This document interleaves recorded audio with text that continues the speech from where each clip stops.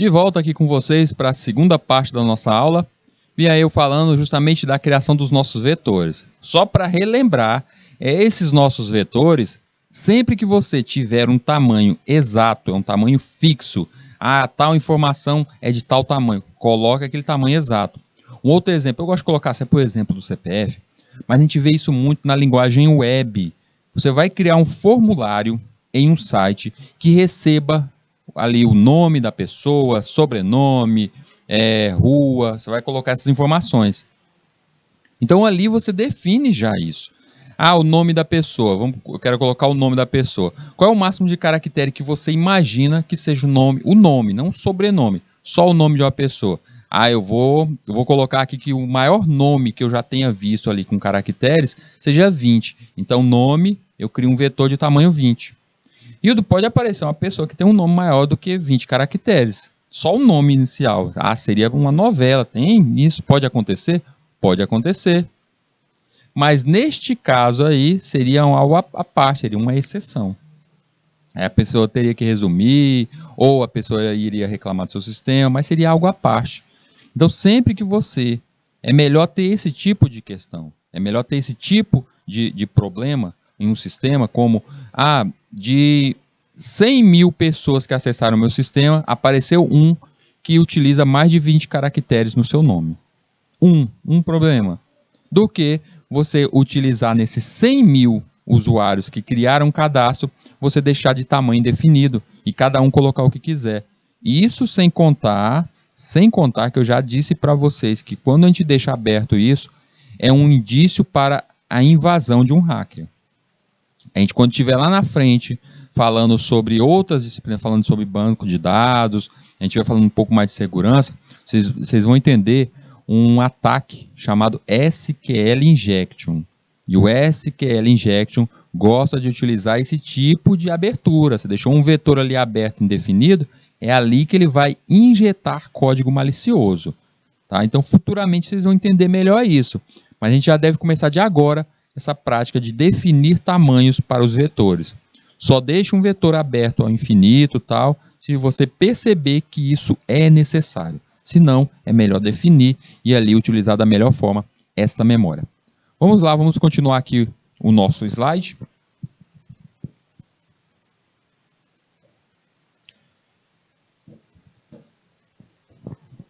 Lendo uma string em C. Então, nesse caso, se eu já tenho um vetor, já armazenei um dado, tem a diferença para fazer essa leitura dessa string? Fazer essa leitura desse nome que foi inserido dentro desse vetor, diferente de um vetor que armazenou números? A função scanf permite fazer leitura de strings usando o porcentagem %S. Em relação ao uso do scanf para armazenar string, devemos observar duas coisas. A função scanf realiza a leitura até encontrar um espaço, ou seja, o que ela está procurando como finalizadora. Eu escrevo uma palavrinha lá, vou escrever o nomezinho, estou escrevendo aqui, escreva seu nome, eu coloquei Rildo. Ela sai lendo, deixa eu ver aqui, onde é que quais são os nomes que eu vou armazenar, quais são os caracteres que eu vou armazenar, sai lendo cada um deles. Aí ela chega num espaço vazio, mesmo que eu não tenha apertado o botão ali, o espaço, ele vai encontrar o nada. Quando ele encontrar esse nada bem aí a scanf diz, finalizei. O que eu coloco no lugar desse nada? Eu coloco o meu encerramento. Então ela procura esse espaço. O que acontece se eu tivesse colocado ali Rildo, underline, Oliveira? Ele leria tudo, porque o underline é um caractere. Então ele sai pegando todos os caracteres e armazenando dentro desse vetor. Lembrando que a gente não utiliza só a função scanf, a gente utiliza também a função get. A função get também ela serve para armazenar isso, mas nesse momento estamos vendo a função scanf. A variável que vai armazenar string não necessita ser precedida pelo comercial. O comercial, vocês já devem lembrar que já falei isso várias vezes, que o ezinho comercial, ao lado do nome de uma variável, ele mostra o endereço onde aquele dado vai ser armazenado, a informação vai ser armazenada. No caso de um vetor, eu não preciso desse comercial, porque o endereço dela já é o próprio nome do vetor. Então eu não preciso disso. E o próprio nome sendo que a primeira posição, o vetor ali com posição 0 será justamente o local onde eu vou colocar o item. Vou encontrar o item. Bora ver aqui, lendo uma string. Começa a nossa biblioteca, o nosso algoritmo aqui, onde tem a biblioteca stdio. Linha 4, o nosso vetor ali, do jeitinho que eu coloquei o 61. Coloquei lá, num outro exemplo, char, nome de tamanho 61. Está armazenando ali 61 casinhas. Linha 6, eu venho com um printf pedindo para a pessoa digitar. E aí na linha 7, que é o scanf que eu acabei de falar, o scanf está ali, porcentagem S, que é S de string, conjunto de caracteres. Se fosse só a letrinha A, se fosse só um, então eu colocava o porcentagem C, mas eu estou tratando um conjunto, é uma palavra. Então, porcentagem S. Percebam que eu sempre vou colocar, a cada tipo que eu estou colocando dentro do scanf, dentro dos parâmetros do nosso scanf, eu estou separando com a vírgula. Ele pede 2 parâmetros, ou seja, qual é o tipo, e o segundo, a variável, ou vetor. Então eu coloquei ali o tipo dela, porcentagem S, e logo a seguir a variável que vai ser chamada. Linha 9, vem dizendo ali, mostrando em tela, o nome armazenado foi, chamo de novo porcentagem S, porque eu estou chamando aquele vetor, que é um vetor de string, e aí chamo o que foi armazenado dentro do nosso vetor nome, e aí é mostrado em tela. Do modo como está sendo mostrado ali, digite o nome, eu digitei meu nome, o nome ficou armazenado dentro do vetor, de 61 posições, mas ele ocupou só 5 posições, mais o finalizador, e aí ele vai ser mostrado na linha seguinte, o que está armazenado. Bem simples, deixei ele do mais resumido possível para que vocês possam entender só a questão de como é lido uma string na linguagem C. Vamos para um exemplo? Bora lá, hoje é dia de exemplo, dia de atividades. Faça um programa que leia um nome pelo teclado e mostre na tela. Então é bem próximo do que a gente acabou de fazer, né? Crie um vetor de string de tamanho 20. Eu vou aqui pelas regras, ele diz que agora quer o tamanho de 20. Eu vou dar um nome para esse vetor de string underline nome. E para ler string vamos utilizar agora o gets. Não é o scanf. Ah, então é por isso que ele está repetindo isso. Ele acabou de explicar como é que faz a leitura. Agora ele está mostrando pelo gets, o segundo meio de utilização, a função gets. A gente teve uma aula só sobre funções, gente. Só sobre essas funções especiais. Linha 1, eu chamando ali o include, stdio. A função gets, ela já faz parte dentro do stdio. Ela já está fazendo parte também dessa biblioteca. Tá? Linha 4, o nosso vetor string underline nome foi criado com 20 posições. Linha 5 é pedido para digitar o nome. Eu fui lá, digitei o nome. Linha 6 vem ali o gets, a função gets, onde dentro da função get, dentro dos parênteses da função get, basta você colocar ali o nosso vetor. Percebam que eu, no momento algum, eu precisei colocar, como lá no scanf, o porcentagem S. Não é necessário aqui. A gets ela já está preparada para isso. A gets ela é feita justamente para fazer a leitura de uma palavra. Ela é feita para alimentar uma string. É por isso que ela é a inovação, ela é a evolução do scanf nesse parâmetro aí de leitura de strings, de cadeia de caracteres.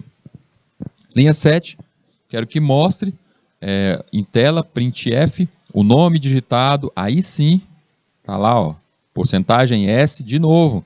E aí eu vou mostrar o valor da nossa string, que é mostrado ali em tela que foi digitado. Só para engrandecer nosso conhecimento, vocês estão percebendo que tem aqui um espaçamento que foi dado. Esses comandos especiais, ele teve uma aula que a gente mostrou vários comandos especiais, e a gente está vendo ali que é o /t. Vocês estão vendo que dentro da linha 5 tem um printf, /n. O /n serve para quê? Para saltar uma linha. E o /t?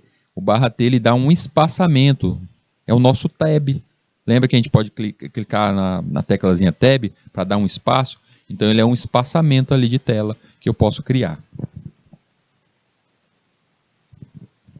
Impressão de strings. Imprima 2 strings com um máximo de 17 caracteres cada. As strings devem ser capturadas pelo teclado. Então, eu estou querendo que seja mostrado 2 strings. Trata-se, no caso aqui, da matriz bidimensional de char, dos caracteres, em sua forma geral. E aí, a gente começa a entender a aula de amanhã que a gente vai partir mesmo para a matriz. Mas só para a gente já mostrar a proximidade entre as duas, como é a criação do nosso vetor, que vai ter mais de uma linha interna. Como assim, Hildo? Deste modo, gente. Então eu tenho aqui uma linha, é só um vetor aqui. Deixa eu chamar esse vetor aqui só de vet. Tá aqui, vet. E ele é um vetor que ele possui aqui 2 linhas. Então eu estou criando um vetor com 2 linhas, ou seja, ele tem mais linhas e ele tem o seu comprimento. Ou seja, por isso que ele é chamado de bidimensional. Ele não cresce só na horizontal, ele cresce também na vertical. Eu posso criar esse meu vetor aí do tipo vertical também. Olha como é que eu chamo ele. Char, caractere. Dei um nome para esse vetor, nome da variável. No caso aqui eu chamei de vet, né, nesse que está desenhado abaixo.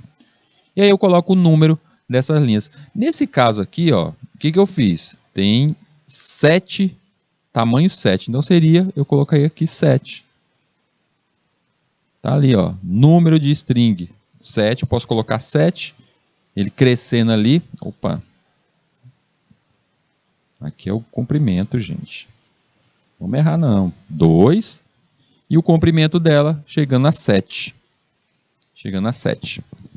Então ele criaria esse nosso vetor do tipo bidimensional dessa forma para armazenar dados. Bora para um exemplo, a gente entender isso num exemplo. Faça um programa que valide um número inteiro entre 10 a 100. Só continue o programa quando ele digitar o valor dentro desse intervalo. Quando o usuário acertar, imprima a mensagem de valor correto. Ou seja, a pessoa vai fazer o quê? O que esse programa quer? Ele quer que a pessoa digite vários números. Só que os números que são aceitos só são números que estão dentro desse 10 a 100. E ele vai continuar aceitando esses dados, ele vai digitar esses dados, mostrar esse intervalo, nesses intervalos, e quando o usuário acertar, isso ele vai mostrar valor correto. Então a pessoa tem que digitar entre esses valores aí para mostrar valor correto. Bora ver como é que fica esse nosso código. Ele começa ali com a stdio na linha 1 e a stdlib na linha 2. A utilização da stdio a gente sabe que é pelos comandos print e scanf aí que estão em tela. A stdlib é a biblioteca que eu estou utilizando ali, o do while, um comando do while, que é justamente a gente já utilizou esse comando, já aprendemos ele em outras aulas. Na linha 5, eu começo ali criando uma variável none. Criei uma variável none do tipo int e já inicializo ela com o valor de 0. Linha 6 vem o do while. Vocês lembram como é que funciona o do while? O while, só o while, ele implica uma condição. Se essa condição for verdadeira, ele vai entrar ali dentro daquele laço, como o for é feito, mas aqui de uma forma mais avançada. Já o do while, ele faz a codificação, ele faz o resultado aparecer primeiro, e aí depois ele faz a comparação. Se naquela comparação ele não encontrar o valor ali esperado, ele retorna e vai fazer novamente apresentar aqueles valores, os nossos comandos ali. Mas como o caso do while, ele faz a leitura da mostragem em tela, dos comandos, então ele apresenta isso pelo menos uma vez. Pelo menos uma vez isso vai ser apresentado em tela para o nosso programa. E aí, neste caso aqui, ele começa com do, linha 6, já fica logo explicitado o seguinte, eu utilizei o do while, estou utilizando o do while aqui, porque eu quis fazer com o do while. Precisava ser o do while? Não, em momento algum ele disse que era obrigado a aparecer pelo menos uma vez. Ele não fez isso, podia ser somente o while. Então vem ali, linha 7, digite um número de 10 a 100. A pessoa digita o número vai recair dentro da variável num, tá ali na linha 8, o scanf buscando, Esse número está armazenado dentro de NaN, e aí vem a linha 9 com o while. No while ele vai fazer essa comparação desse número digitado, se ele está justamente entre esse parâmetro. Se primeiro o NaN é menor ou igual a 10 e NaN é maior igual a 100. Ou seja, quando eu faço esse I aí, eu estou fazendo que ele tem que estar dentro essa faixa bem aí, entre 10 e 100. Eu utilizei aí nossa conjunção. Linha 10, isso vai imprimir. Se a pessoa digitou um valor que está dentro dessa faixa, vai mostrar o valor correto.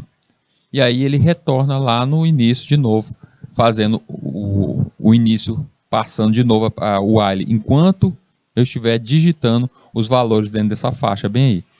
O modo de sair de dentro desse while aí, se a pessoa digitar qualquer número que não esteja dentro de 10 e 100. Se eu digitar o número 1 bem aí, ele não vai conseguir entrar aí no while e vai passar direto aí.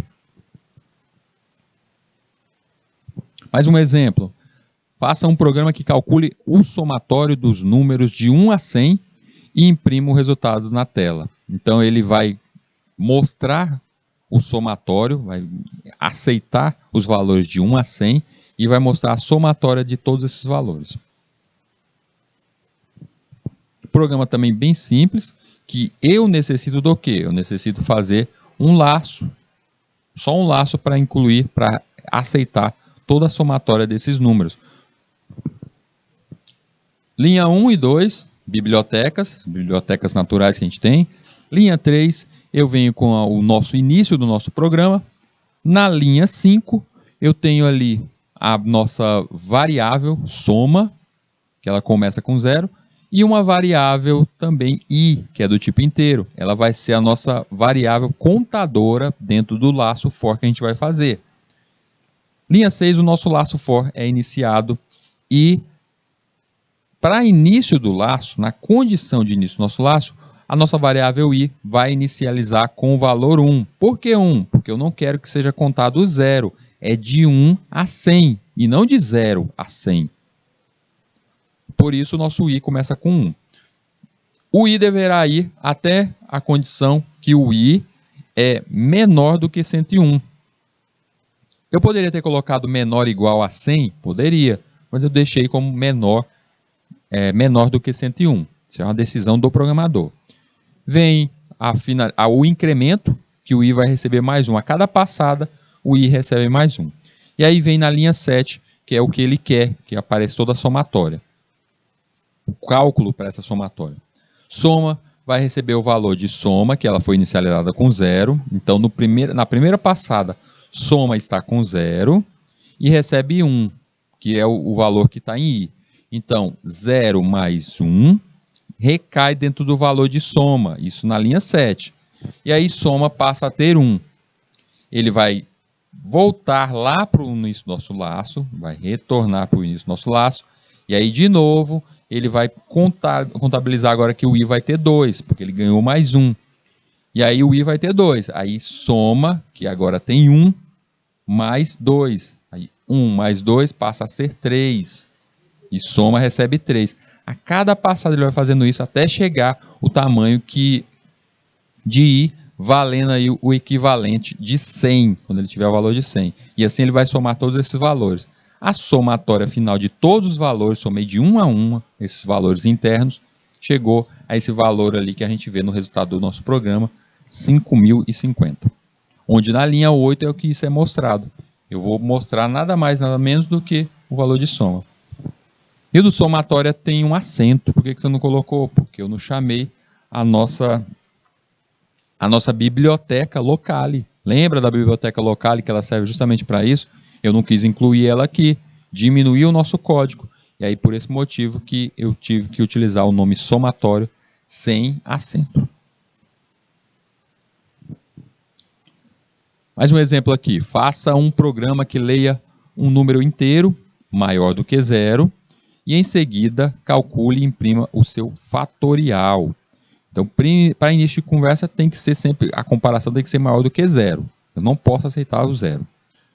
Lembrar só, vocês já estão aí na vibe até de Enem, tudo estudando direto, Então vocês já devem lembrar o que é fatorial, mas fatorial, só para recordar, fatorial é um número natural inteiro positivo, o qual é representado por n exclamação.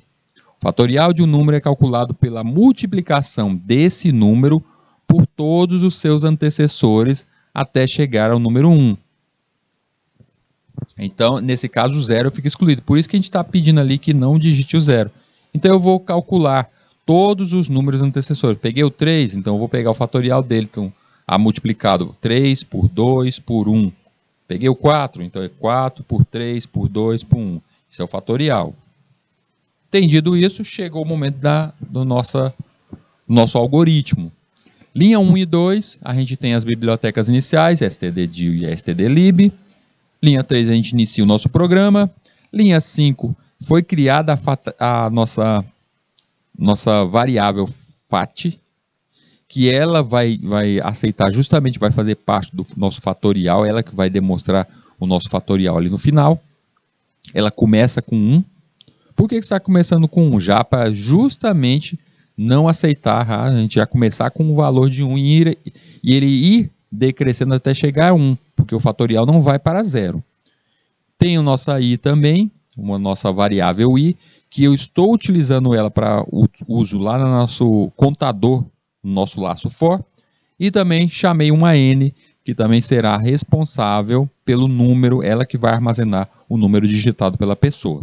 Então, esses 3 pontos aí que a gente tem. Começo ali na linha 6, o nosso do, para mostrar em tela. Linha 7 vem um printf, digite um número maior do que 0. O pessoal vai digitar esse número vai recair dentro da variável n. Estando na variável n, chega o momento da comparação. Pergunta-se o que a pessoa digitou ali, while, linha 9, while n maior ou menor igual a 0. Caso isso seja possível, aí ele vai recair ali no for. Esse é o início daquela comparação, se a pessoa digitou um número diferente de 0. E aí vem o for na linha 10, que é para fazer justamente essa multiplicação do fatorial, repassar cada um dos passos ali. No caso, como foi o 5, o que aconteceu? Ele pegou 5 vezes 4, vezes 3, vezes 2, vezes 1. Então ele tem que passar cada um desses pegando um item desse, um númerozinho desse. E aí ele sai ali no laço, na linha 10. O i começa com 1, porque eu quero que vá até 1. O i ele vai ter menor ou igual a n, onde o n é o número que a pessoa digitou. Então ele vai contar, o máximo dele vai ser quando esse i chegar ao número 5. E o i mais, ou o incremento. E aí vem aquele nosso, para criar o nosso fatorial. O fat, o fatorial, ele receberá o número que tem no fatorial multiplicado por i. A cada passada, 5, 4, 3, cada uma delas vai sendo incrementada. Ah, mas se a gente perceber esse fatorial de 5 para 4, quando a gente escreve na matemática, quando a gente vai entregar para o professor, a gente faz assim, não é? Se você perceber, o modo como o computador está lendo ali, o modo como o algoritmo está mandando, ele está fazendo não de 5 para 1, que é o fat multiplicado por i, e o i começa com 1. Ou seja, ele está contabilizando o contrário. Mas a ordem aí não alterou o resultado. Então, tanto faz aí eu seguir uma ordem ou outra. Mas se eu fosse mostrar isso para o meu professor da matemática, eu deveria fazer desse modo aí, de 5 multiplicado por 4, 3, 2, 1. É desse jeito que eu apresento. Mas para o nosso algoritmo, é só por questão de curiosidade, ele vem de 1 para 5, ele vai fazendo esse crescimento aí. Linha 12, isso é mostrado em tela, o valor do fatorial vai ser mostrado em tela ali, onde eu tenho ali o valor do fatorial, o n, o que a pessoa digitou, o 5, aí será o que está dentro de fat, o que resultou na última passada do nosso laço for, que foi ali exatamente 120. Ele mostra isso. Lembrando que eu não chamei a locale aí, por isso que o valor do fatorial tem ali um EH, e não é com acento. Eu não chamei a nossa locale, por isso não pude utilizar acentos. É algo que fica para vocês, se vocês quiserem implementar, modificar. Mais um exemplo. Faça um programa que lê um número inteiro, n maior ou igual a 1, só prossiga quando o valor for digitado corretamente. Então tem que ler e esse n tem que ser maior ou igual a 1. Número 0 ou negativo ele não vai aceitar. Lê as notas de n alunos. Então esses números que serão digitados serão notas. Lê as notas de n alunos. Então essa quantidade aí que eu coloco, esse n que eu vou receber, é quantos alunos terão nessa turma. Por isso que não pode ser 0. Eu tenho que ter pelo menos um aluno nessa turma. Ele vai ler as notas dessa quantidade de alunos que foi digitado, n digitado no primeiro item, e não permita que o usuário digite uma nota menor do que 0 ou maior do que 10. Ou seja, as notas deverão estar de 0 a 10. Não tem nota maior do que 10, não tem nota menor do que 0. Essa é a faixa. E, por último, imprima a média da turma, a maior e a menor nota, com 2 casas decimais.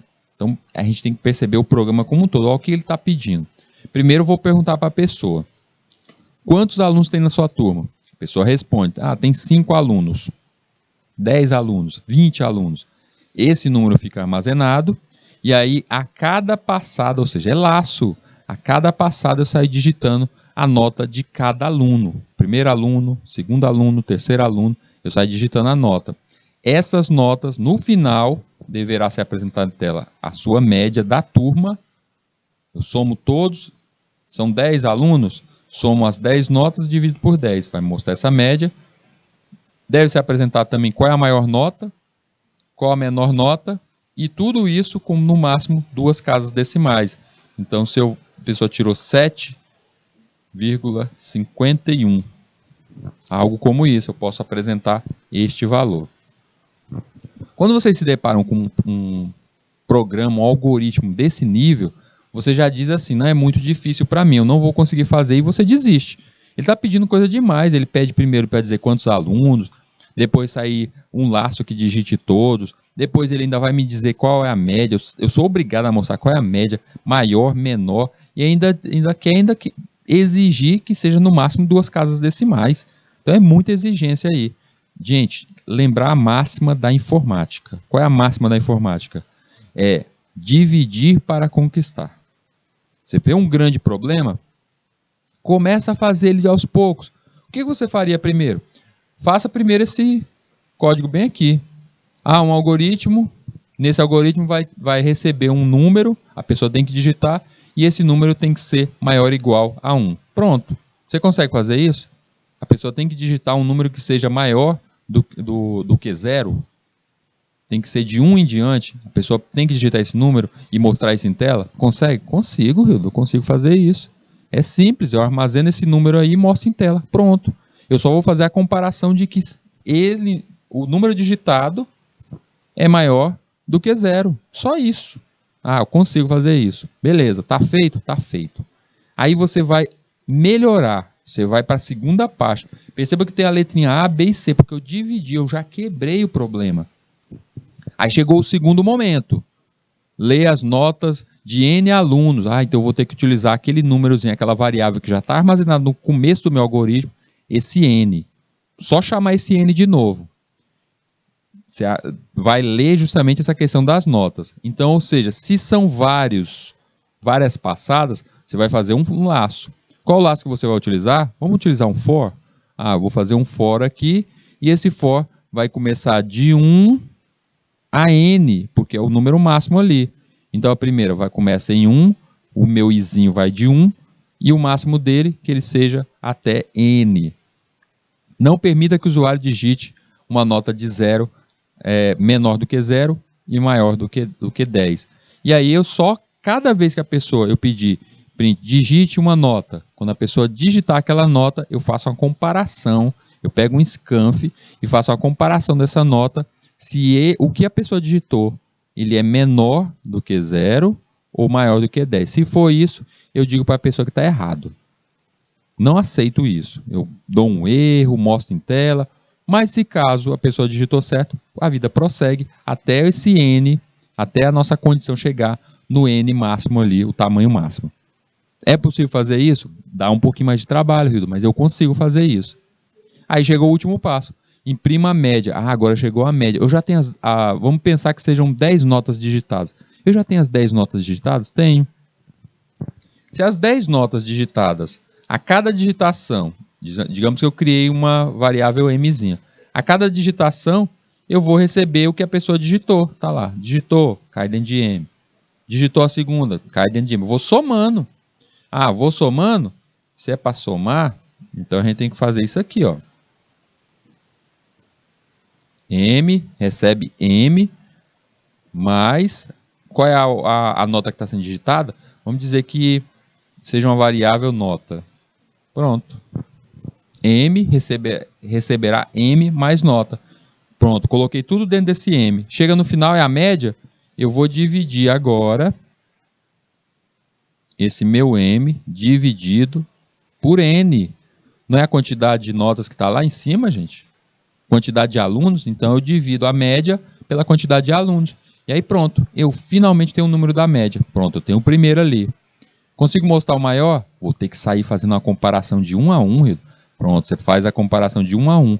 E aí, nisso, a gente já percebe o seguinte. Seria legal se isso tivesse armazenado tudo juntinho. Em uma estrutura, tudo coladinho, essas notas. Vetor. A gente percebe que é um vetor. Não é só uma variável. E aí eu saio comparando qual desses índices, desses valores que estão dentro do meu vetor, qual deles é o maior e qual deles é o menor. E mostrar isso em tela. Dá um trabalhinho, né, professor? Dá um trabalhinho fazer isso aí. Mas é muito melhor, sempre que vocês pegarem um trabalho como esse, dividam ele. Quebrem ele em pedaços menores. Se vocês forem ver sempre o problema, isso é para a vida toda. Se vocês forem ver qualquer problema como um todo, vocês não conseguem fazer. Se vocês chegam, vocês têm uma missão, eu tenho que construir uma casa. Se você já olhar, construir a casa toda, tem que levantar paredes, fazer o chão, fazer todos os alicerces, colocar todas as telhas, pintar, é muito trabalho. Eu não consigo fazer isso. Se você for pensar desse jeito, você não consegue. Você tem que pensar, dividir isso em pedaços menores. Ah, primeiro eu vou fazer a base, o alicerce. Tá feito? Agora eu vou levantar as paredes. Tá feito? Agora eu vou começar a fazer o telhado. Então você tem que dividir desse modo. Na programação, chega alguém e fala para você, ei, eu quero que você faça para mim uma loja, um site que vai ser uma loja, onde nela a pessoa pode colocar todo o meu monstruário, os meus itens dentro de um carrinho e efetivar uma compra, isso usando diversos cartões. Se você for pensar no todo, uma loja toda, se for abrir um site como Mercado Livre e falar assim, eu tenho que fazer um desse daqui, o cara está me pedindo para fazer um desse, você não consegue. Você não vai conseguir fazer isso. Então você tem que dividir isso em pedaços menores. Ah, primeiro passo é eu decidir qual é a linguagem. Segundo passo é eu sair dividindo. Ah, primeiro vamos colocar a parte que vai aceitar os itens da loja. Ah, vai aceitar agora os valores de cada item da loja. Ah, vai aceitar agora os tipos de cartões. Então você divide isso em pedaços menores, gente. Essa é a máxima. Lembre-se disso. Não importa se seja um algoritmo simples, pequenininho como esse que eu vou mostrar para vocês, que parece que isso aqui ficou gigante, mas não vai ficar não. Parece que isso é algo, um desafio intransponível, mas se você quebrar ele em pedaços menores, você consegue. Sempre usem essa estratégia. Entendam o problema, escrevam o problema desse modo que está escrito aqui, ó. Você sai definindo. Isso aqui não é entrevista que você fez do seu cliente, é isso que ele quer.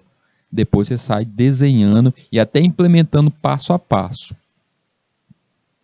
Vejam em projetos reais, no mundo real, como um jogo. Um jogo, ele é lançado e ele está todo pronto ali quando ele é lançado? Não, ele vai implementando uma coisinha, vai aumentando uma fase.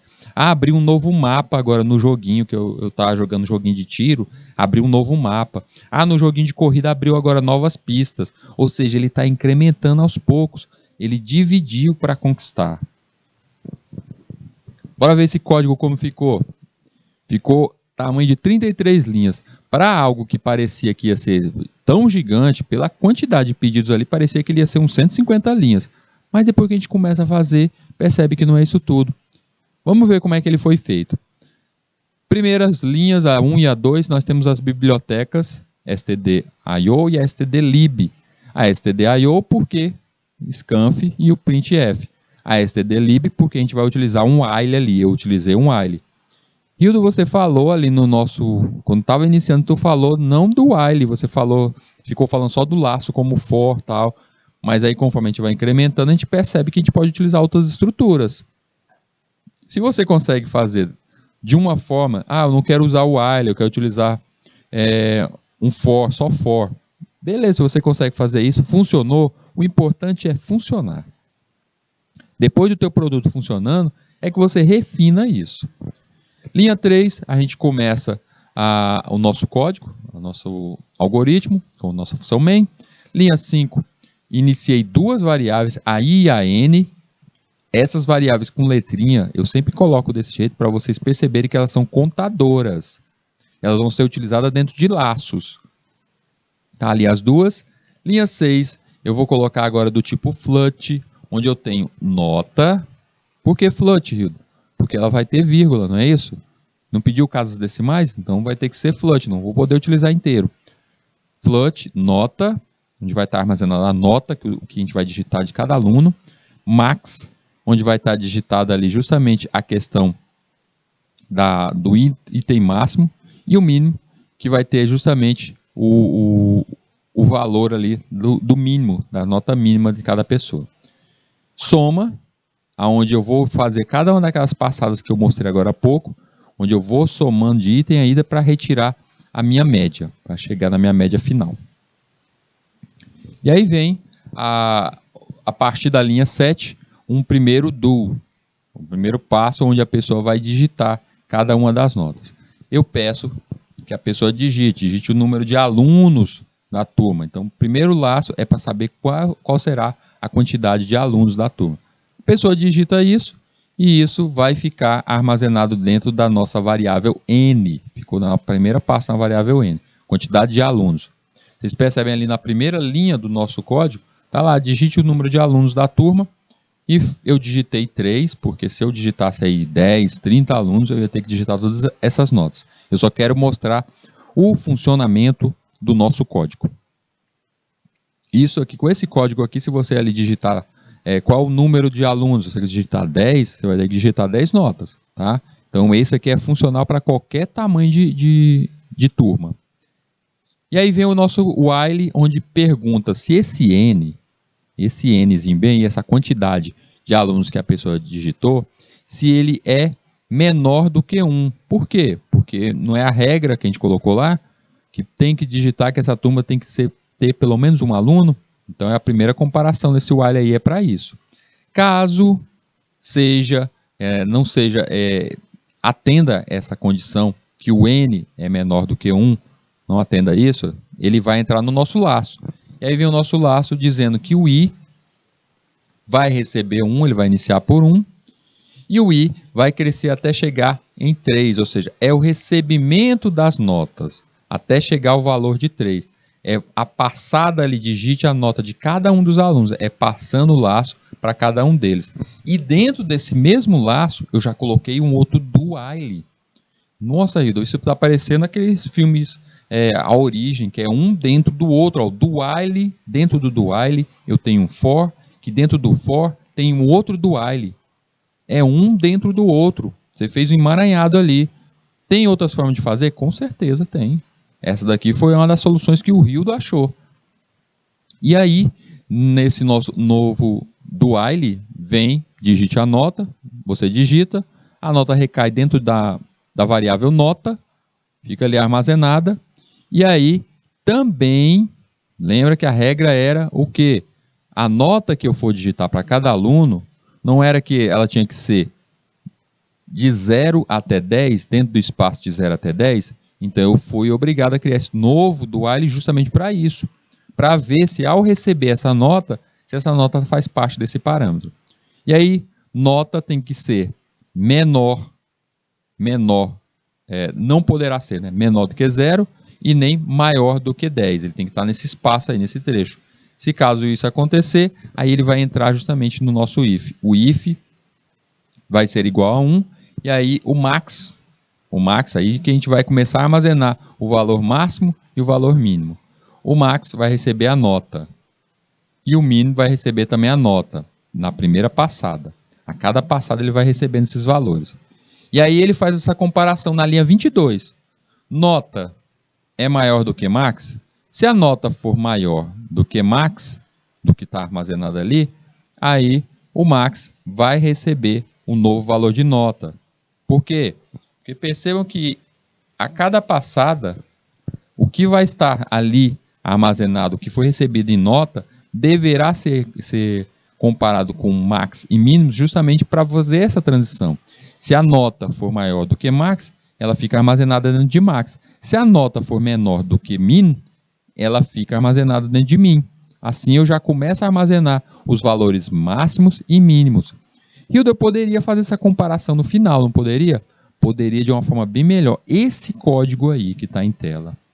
Já deixo até esse desafio para quem quiser. Vocês estão percebendo que a gente não está utilizando vetor e que o ideal seria a utilização de vetor?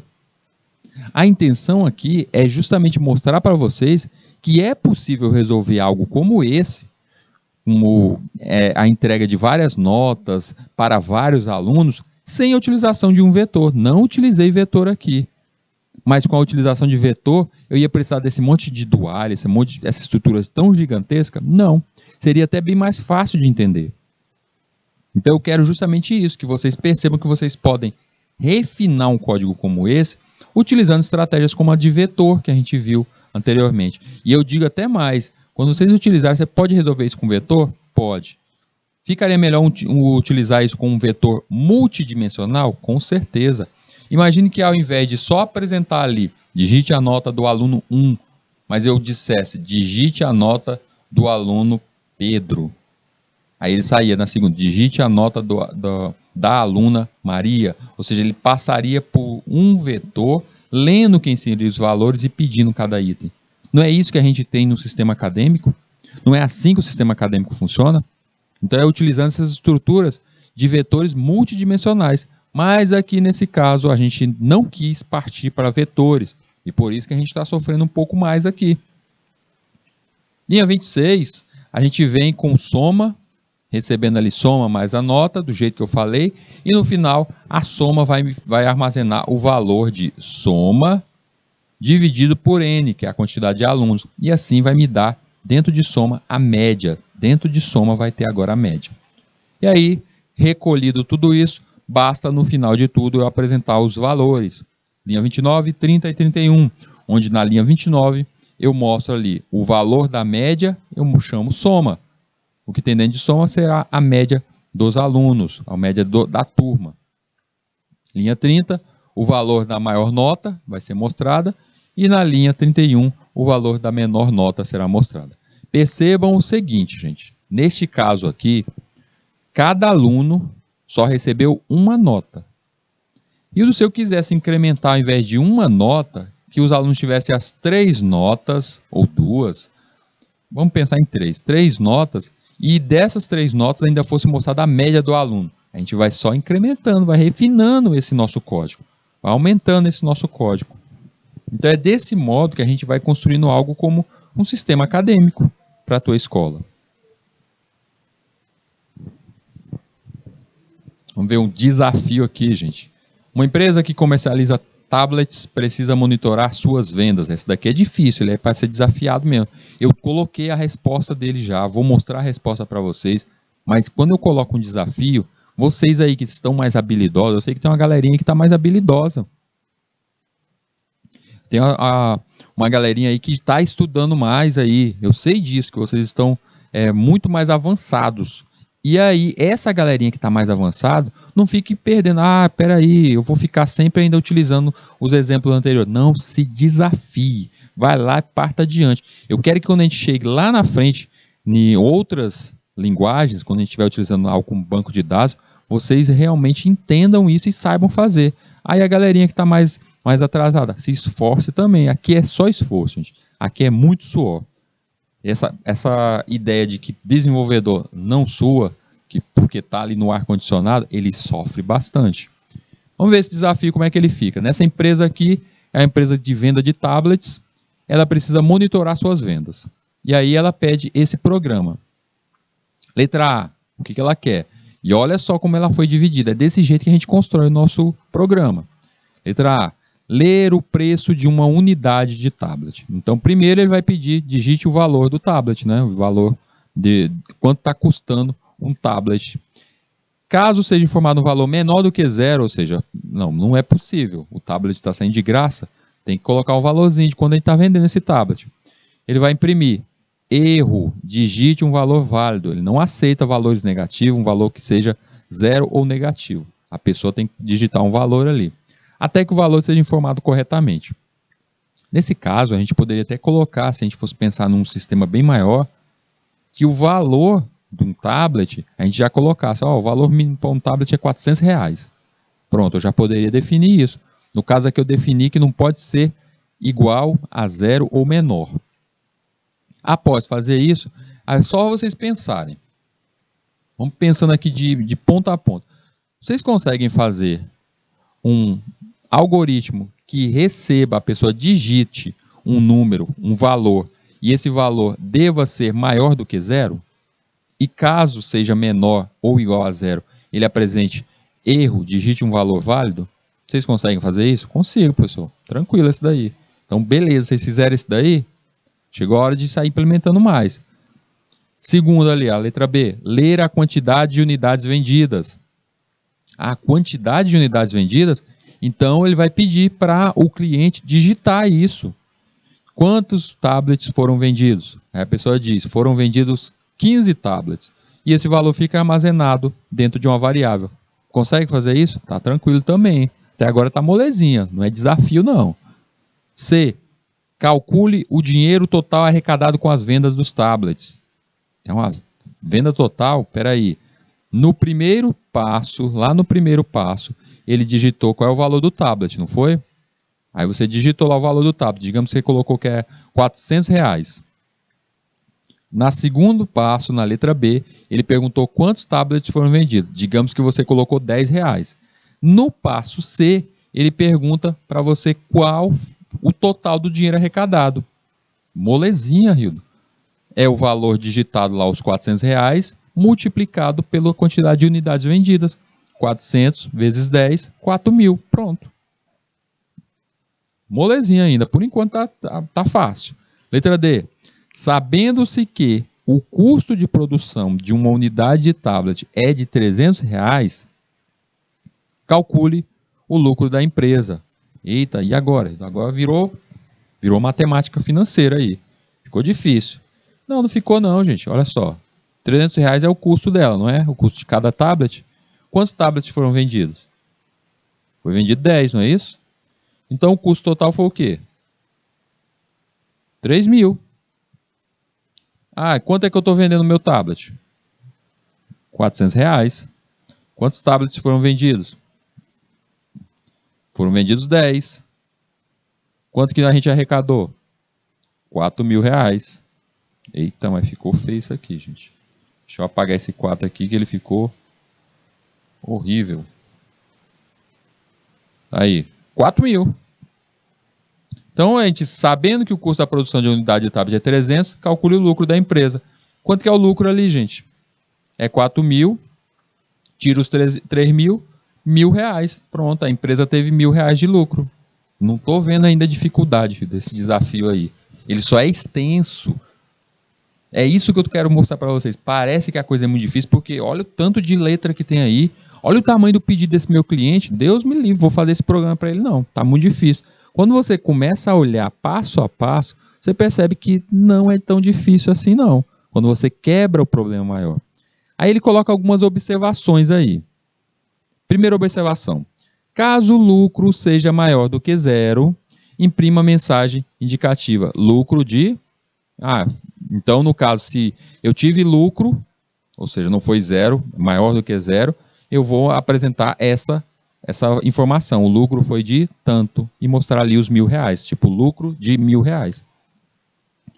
Caso o lucro seja zero, não houve lucro. Então se for igual a zero, lucro for igual a zero, eu vou apresentar a seguinte mensagem.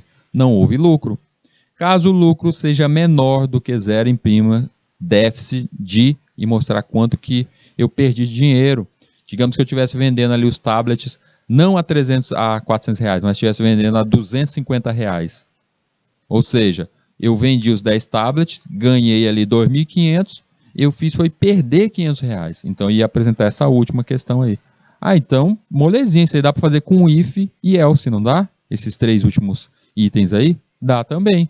Ah, então, bora ver como é que isso fica com o nosso algoritmo. Eu estou mostrando passo a passo para vocês entenderem que não é porque o pedido do teu cliente, o pedido da atividade seja enorme. Olha aí, está com o quadro cheio, gente. A tela está cheinha de letra nesse pedido. Esse negócio deve ser muito difícil. Não é. Vocês percebem que não é. É algo bem mais fácil. Esse ficou até menor, ficou com 25 linhas. E eu quis apresentar os três itens, os três valores aqui. Vamos ver como é que ele ficou. Começo com as bibliotecas iniciais, stdio e stdlib. Vem o nosso programa iniciando na linha 3. E aí tem linha 5. Como são valores, são preços, e esses preços vão aceitar ali algo como ponto flutuante, por isso eu estou utilizando o FLUT. Eu vou colocar dentro do FLUT o preço, o total, o lucro e o custo, que são os valores ali em reais que a gente vai utilizar. Linha 6, eu estou criando ali uma variável N, que vai ser utilizada ali por nós. E aí vem linha 7, a primeira parte. Printf, digite o preço da unidade. Não foi o primeiro item que ele pediu? A gente vai pedir para a pessoa digitar o valor. E aí vem, esse valor vai ser digitado ali no nosso scanf, na linha 9, ele vai ser recolhido, o preço, o valor do tablet ali, vai ficar dentro da variável preço, ou preco, né? Eu não coloquei o cedilha, preco. Ficou guardado, tá ali, tá guardado. Percebam que nesse caso aqui não estamos usando nada de vetor ainda, nadinha. Mas é um tipo de desafio que podia ser resolvido com vetor também. Mas não estamos utilizando. Linha 10, gente. Vem o primeiro if. Por quê? Porque eu quero saber se o preço é menor do que zero. Não foi uma das regras que ele colocou? Se for menor do que zero, a gente tem que apresentar em tela o erro. E aí, se por acaso, linha 10, se esse preço for menor do que zero, eu acho que até está errado aí, não? Ele pediu só menor do que zero, não podia ser igual a zero? Não, ele não podia ser menor. Ele aceitou o zero. Então, ele printa ali, então é só menor do que zero. Linha 11, aí vem e mostra a mensagem. Erro, digite um valor válido para o preço. Lembrando que eu estou colocando ali válido sem acento, preço sem o C cedilha, que ficou preco. Por quê? Porque eu não estou utilizando aquela locale. É algo para vocês refinar. O código vai estar, gente. Eu estou colocando o código para vocês lá no GitHub, mas eu quero que vocês vejam essas pequenas coisas que eu estou colocando. Ah, ele deveria ter colocado a locale. Quando vocês baixarem para vocês, o código vai estar funcional. E aí vocês atualizam, refinam. No mínimo, gente, no mínimo, você não criou o código do zero? Não. Mas refina ele, trabalhe. Porque quando você refina um código, você entende o código, o funcionamento daquele código. E aí vem ali, na linha 13, digite a quantidade de tablets vendida. A pessoa vai digitar a quantidade de tablets e isso vai cair dentro de N, na nossa variável N ali, o scanf recolhe ela. Linha 15, total vai receber quem? Preco, o nosso preço, multiplicado por N. Ou seja, é o preço do nosso tablet multiplicado por quantos foram vendidos. É aquele nosso primeiro item que a gente quer saber. Linha 16, o custo, a gente vai saber o custo, que é justamente esse N multiplicado ali, no caso eu coloquei multiplicado por 300. Por que 300? Não foi o preço de fábrica, esse não foi o valor de fábrica, que já está ali fundamentado o valor de fábrica. Hildo, mas ficou assim no meio do código que você colocar esse 300. Nossa, isso foi deselegante. Aí como seria um jeito legal de fazer esse 300 ali, que é o valor que a fábrica leva, quanto que ela gasta para produzir o tablet. Não foi isso que foi afirmado lá no começo? Como é que é um jeito mais elegante de colocar isso? Coloque numa constante lá no começo. Você lembra como é que se utiliza lá define a constante e o valor? Fica mais mais charmoso eu colocar lá no começo. Opa, mais uma coisa para a gente refinar no nosso código. Ó. Linha 17. O lucro receberá total menos o custo, e assim a gente vai saber quanto que é o custo. Linha 18. Vem uma condicional, o if. O lucro é maior do que zero? Se ele for maior do que zero, vai ser printado em tela. O lucro foi, vai mostrar em tela se o lucro for, quanto for o lucro. Se não, else if, vem lucro é menor do que zero? Opa, deu prejuízo, né? Então vai mostrar em tela a linha 21, déficit de, e vai mostrar ali o valor do lucro ali, né? O valor ali que seria esse negativo do lucro. Vocês percebem ali que eu coloquei até ali menos 1, para justamente mostrar o valor em negativo, o valor negativo. Aí vem o else, por fim, já que na condição ali, se ele não é maior e nem menor do que zero, ele será igual a zero. Ah, então eu não preciso fazer uma comparação de novo, não. Dizer lucro é igual a zero? Não, porque só tem 3 opções. Ou ele é maior, ou ele é menor, ou igual. Como eu já testei se ele é maior, se ele é menor, logo o final será que ele é igual. E aí eu mostro em tela ali, printf da linha 23, não houve lucro. E aí eu fiz as 3 demonstrativas aí. Na primeira, eu digitei ali o preço do tablet, vendi a 500, digitei que eu vendi 50 tablets, me deu um lucro ali de 10 mil. Na segunda, digite o preço da unidade do tablet, eu digitei 300, digite a quantidade de tablets, vendi 50, e não houve lucro, porque eu vendi no mesmo valor da fabricação, R$300. E por último, a gente tem ali, digite o preço da unidade do tablet. Eu vendi os tablets a R$290, a gente sabe que ele vale 300.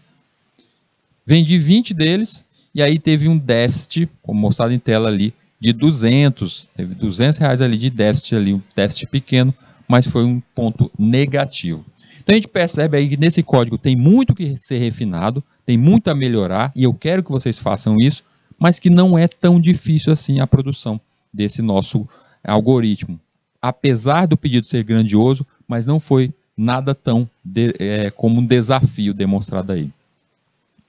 Turminha, vamos para aquela nossa paradinha de mais 3 minutinhos e a gente já retorna.